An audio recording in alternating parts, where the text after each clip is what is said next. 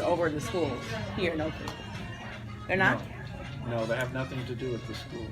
And nothing to do with schools? No. However, some of our city council representatives go to the school board meetings and participate in PTAs and so forth. So they have influence, but not direct control at all. But is it the board, the school board, or the state that's over the school districts? The state is over the school districts, and the school boards are over the schools, and they get their money through the county, the Proposition 13, part of the Constitution, that 1%, they get a portion. I think it's 14%. But if the school district is sued, will the city be sued as well? No.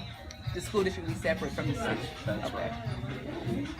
Yep, totally disconnected, financially and legally. And legally, okay. Yes, didn't know that.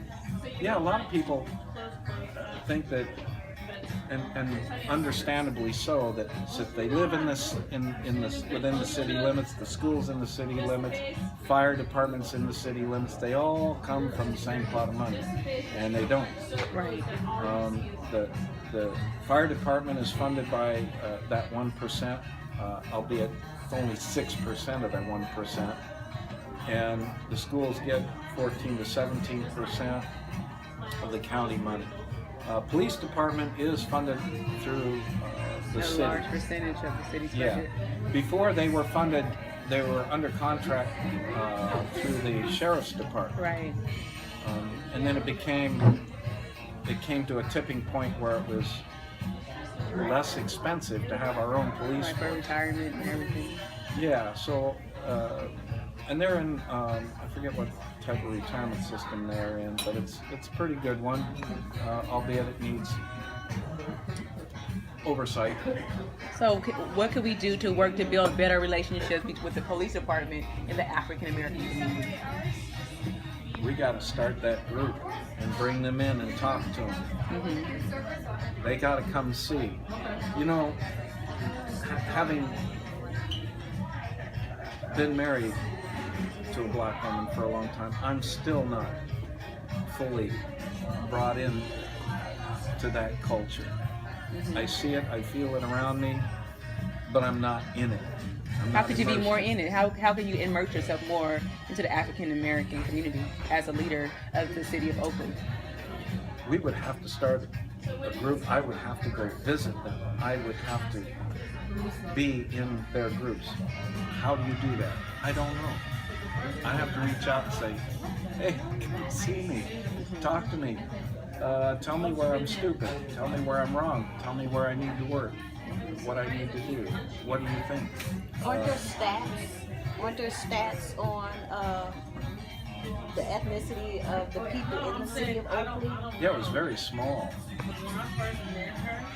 So I'm wondering, is there some way that you can reach out to those particular families?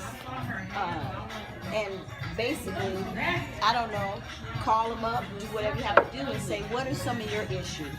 You know, what are some of the issues you're having living in Oakley, and let's talk about it.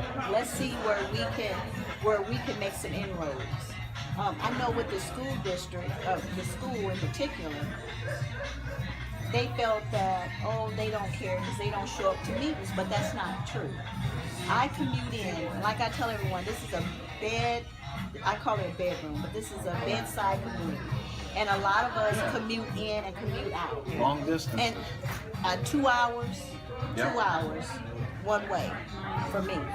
And so when I get home... Yeah, it's almost an hour for me. Yeah, you can't schedule a meeting at 5 o'clock or 5:30 and expect me to be there. You're tired.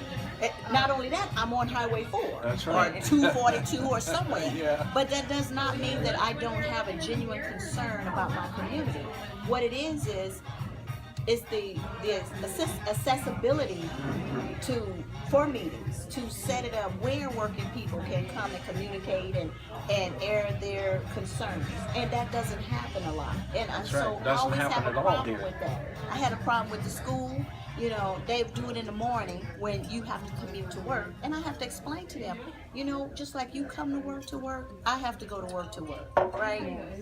I haven't been blessed with, you know, resources where I don't have to work. They're So following the old pattern from the 50s and 60s, where the basically. stay-at-home mom. Well, most of the women in this community are stay-at-home moms. yeah, I know that from being in the school district Yes. and doing some work. A lot of the mothers would be available at the school, volunteer at the school. Yep. They're always at the school. I was like, They're wow, always on the the kids PTA. don't know how well Yep. they have it for all these mothers to be present and be available for them at the school. So I understand why they would make that schedule, because so many of the women in this community are stay-at-home mothers.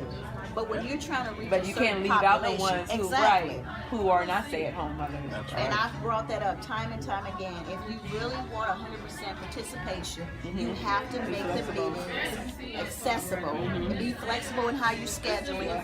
You know, because we can, you know, I'm concerned about my community. Yes. I want to go to some of the meetings at City Hall, but if I'm on the freeway, I can't make it. That's right. So, you know, So I'm thinking that we start this group. I don't know what we would call it, but then we begin to make those inroads. We bring people together